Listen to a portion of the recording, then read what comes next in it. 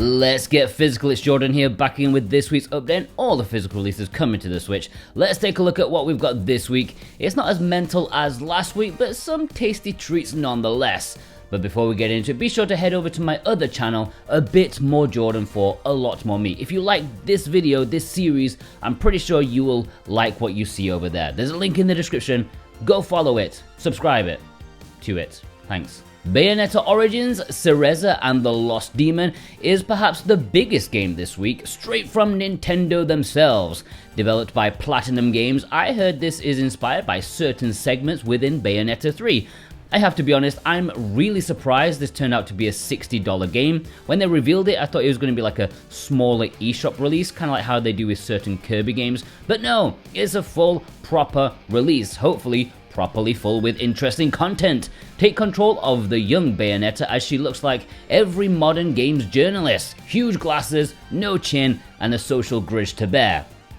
Hopefully it's got that platinum touch though. Are you looking forward to this? And our executive producers Cartoon Soren, God of Resin, Totally Grateful, Thorn Metal Luna, and JCross7776 have chosen this as their pick of the week. If you're in North America and you want to pick it up, or any of the retail games in this episode, please check the links in the description and the pinned comment. You can buy from Video Games Plus and support us at the same time. Remember, they have worldwide free shipping over 80 Canadian dollars, and their standard shipping is pretty cheap to the US as well, and they're just a really nice company. Anyone who buys something with our links each week, they will be put into a draw to win a $10 discount coupon. And this week's winner is Alex M, who is one of our executive producers. Congratulations! You will get an email from VGP with your coupon very soon. The Legend of Heroes Trails to Azure is more of my alley, although I doubt I'll be getting it anytime soon. This is bang smack in the middle of the vast Legend of Heroes universe, and it's almost essential you play at least Trails from Zero first, if not the entire series, which I do plan on getting to someday, either when I retire from YouTube or A Bit More Jordan lets me go full time. These are downright essential JRPGs, especially in this era where it's rare to get something that mixes old school and modern perfectly well. At least that's what I've heard. If you're looking for some giant interwoven story, these will be your bag. Although I can't help but ever see the word Azure and then get a little pain in my heart when I realize it's nothing to do with Azure Dreams. And our executive producers Jennifer M, Precision Play, Dane Wilkinson, Issa, and Instacritic have chosen this as their pick of the week. Session Skate Sim, I think, is releasing physically this week. I could be wrong, but it's out digitally, so I think the physical release is coming. From what I've seen, I think even the die-hard Tony Hawk fans may want to stay away from this, because I've seen screenshots and video and it looks pretty awful in terms of visuals. I get it, the Switch is underpowered, but I do think there's some, responsibility on the developers to either prepare the game for lower spec consoles first and then build up, not targeting the topmost specs and then stripping it down. That's never ends well. Alice Gear Aegis CF Concerto of Simulatrix is a bunch of words, most of which I've never heard before. I mean, what the hell does Alice mean? But they sound pretty cool, so they must be from a Japanese anime babe game. And it's true, all of it. This is an arena battle like Croiler Sigma or one of those Dragon Ball games, but now with plenty of visual novel elements, it seems, as well. Literally the first half of the trailer is girls talking, but then you do have your ample amount of customization, customizing your load, probably blowing your load if you're a teenager. Looks pretty cool if you're into the gameplay, and that's definitely going to be the focus here. Doesn't look like there's any exploration or anything. It is worth noting that the Switch version is less censored than the PS4 release because Sony objected to seeing the lower back skin on the girls. Apparently that's too sexy now? I personally can't wait until female necks are also not allowed to be shown. Can't be doing with that, way too long, elegant and sexy. Then the next step will be their entire face. Of course, can't wait till we get to that. The sexual repression is strong with this one. Now, I'm not one of those people who gets outraged by all of this. I get why some people do, but personally I just highlight it because it's just embarrassing and pathetic. Come on, Sony, what is the World Cup? I'm pretty sure there's like one guy at Sony HQ who's got a fetish for backs and cleavage, but he's so sexually repressed and self-loathing, he doesn't want to share it with the world. It must be purged from all PS4 games and probably PS5 as well, while he's whacking one out in the company toilets. I bet he pays to lick someone's back at the weekends. And our executive producer Ozgolo has chosen this as his pick of the week. Peppa Pig World Adventures has to be the hottest game this week, right? The second Peppa Pig game on the Switch. It's actually surprisingly convincing because it looks like just the cartoon and it's hard to know where the gameplay begins. It's kind of like South Park in that regard. It looks exactly like the cartoon and also has swinging ball sacks everywhere. And of course, this is from Outright Games. Why would it not be? And our executive producers, Alex M and Parsnip Coffee, have chosen this as their pick of the week. Love those swinging ball sacks. A quick mention to Signalis, which should be getting a physical release in Europe this week. Go get it, it's a really great game. Alright, the Low Prince, it's a limited run week this week. Monster Train First Class. Now looking at the cover art, I was convinced this was going to be an awful MOBA game, but no, it's even worse. It's a roguelike deck builder. And unfortunately for me, it's universally critically acclaimed. Because what do I know? The art style is awful, cheap and busy, but apparently the gameplay is absolutely top notch, which is what matters the most, I would say. Loads of cards to add to your deck, lots of animation. I'm sure if you love games like this, you will love Monster Train First Class. You can pre-order later this week. I can't remember the date because I didn't write it down. And our executive producer Viz has chosen this as his pick of the week. Kung Fury Street Rage is Limited Run's second game this week. I'm a little bit confused by this because I think this was originally a super cheap game that lasted about 5 minutes, but for some reason half a decade later they decided to update it into a proper full game. At least that's what I'm thinking. I could be wrong on this. Anyways, it's a beat 'em up based off the hit indie Kung Fury movie, which I've never seen, but I've heard good things about it. And our executive producers Grantzert and Brent McLean have chosen this as their pick of the week. Akka Arrh sounds like the name of some sort of Egyptian hieroglyph, but no, it's a game from Jeff Minter, which means that it's an LSD trip that's legal and affordable.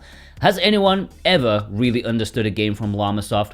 Really know what you're actually doing. You don't know what's going on, but you know you're having fun, or at least having some psychoactive subliminal mind control being performed on you. Llamasoft are the entire reason dads do those embarrassing dances at wedding receptions. Pretty sure Jeff Minter gets off on that shit. It's also worth noting that this is going to be available at retail in Europe later down the line, but for limited run, there is a standard and collector's edition available to pre-order like this week, or was it last week? I don't know because I didn't write it down again. Don't know what's wrong with me. Now before we get into the import section, just do me a favor. If you haven't seen them already, last week I reviewed a lot of games. Thankfully most of them were quite short games, but as per usual, not that many people watched, I get it, but they are good games and you should check them out.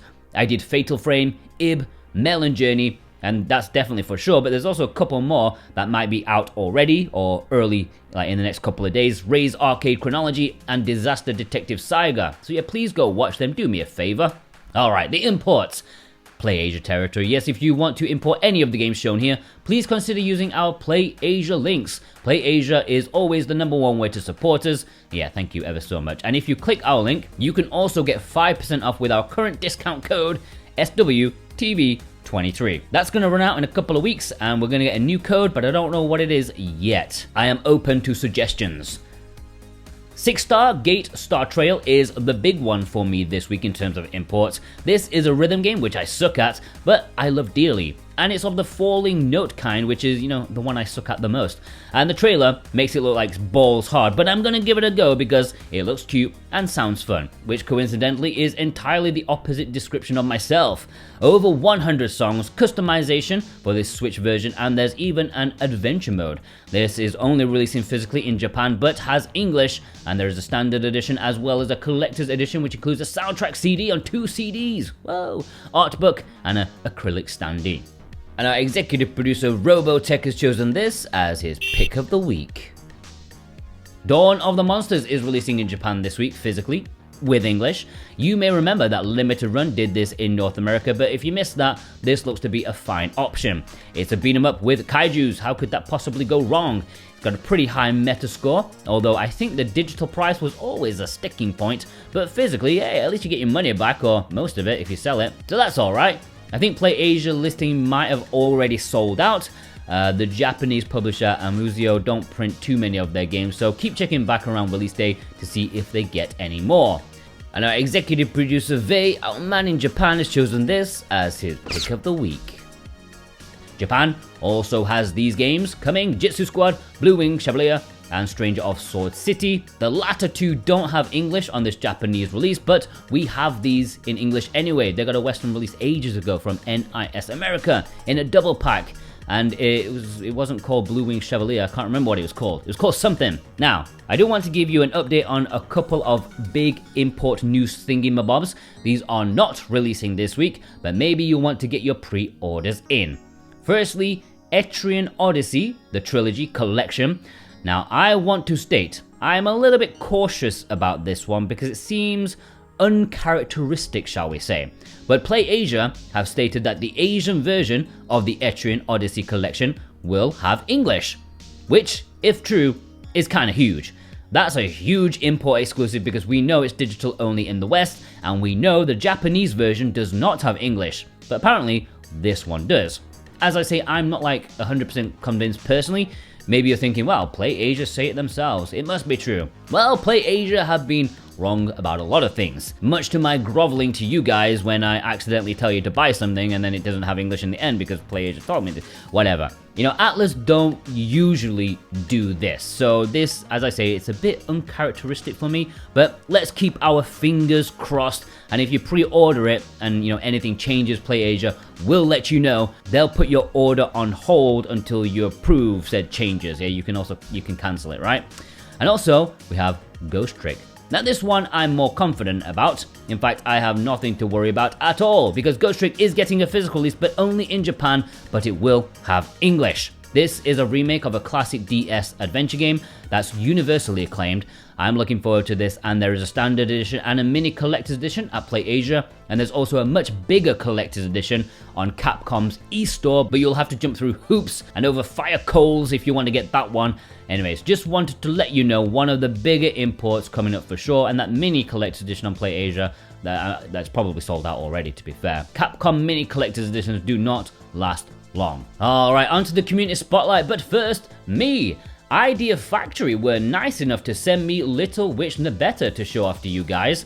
You know what I think of the game already. Really enjoyed it. Something familiar but very different in an era of homogeny. I like it a lot. It just released in the West, as you can see. It even has the reverse cover to match the original Japanese release.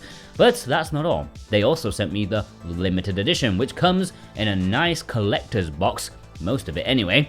Opening this bad boy up, you're greeted by a metal case. It's not an official Steambox, but pretty much the same thing, and it's still quality with nice artwork, nice sheen on it.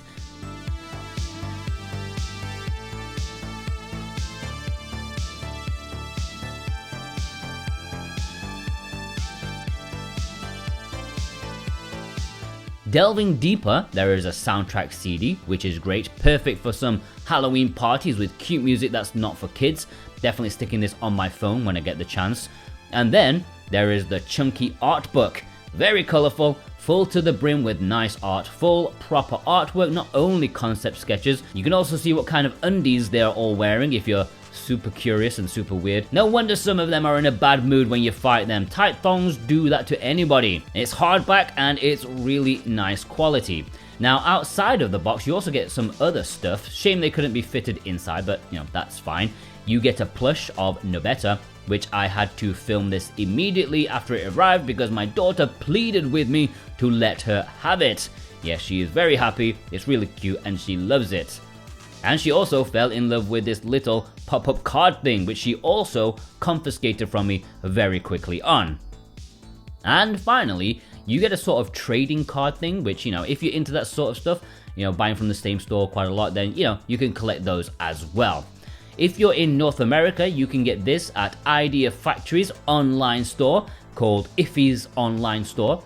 If you're in Canada, you can also get it from Video Games Plus, but they only ship that internally.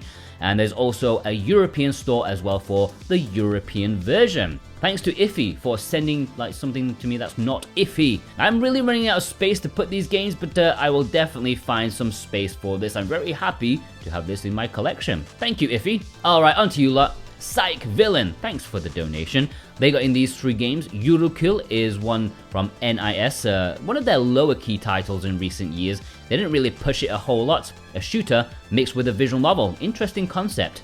Executive producer Vei, our man in Japan, picked up these games. A few import exclusives, including the one recently found out, the Doraemon, which has English. They also got in Ib, Melon Journey, which I reviewed. Please go check them out.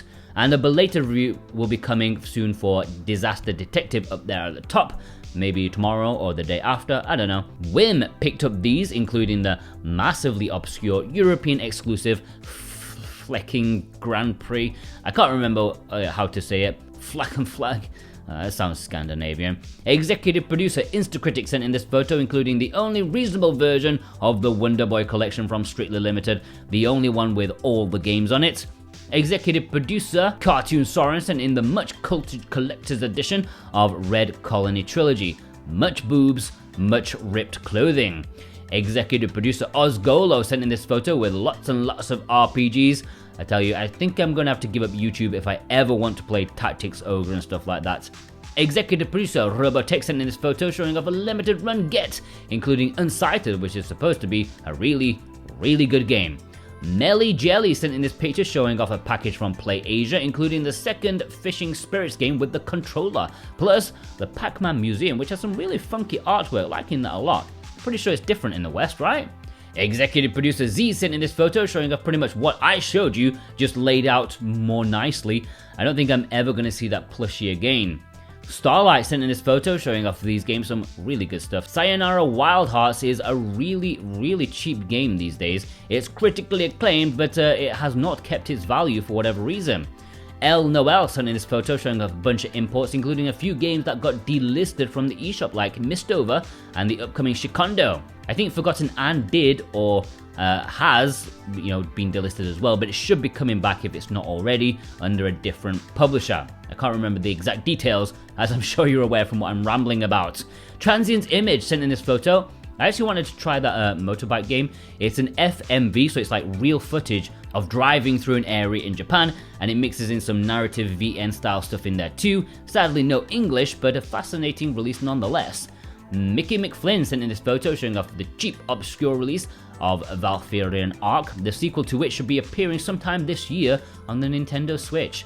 Executive producer Alex M sent in this photo showing off a few games. Don't hate me, but I bought Kirby digitally. I had some eShop credit and I decided to use it on Kirby. Sorry about that. Alright, let's have a roundup. Kiel! Obscurest Gaming. Lewis K. Manji. Choco Loco James. Ashura G. Radio to Rancid. McLaren. Remy X. Needless Dragon. Twiggy.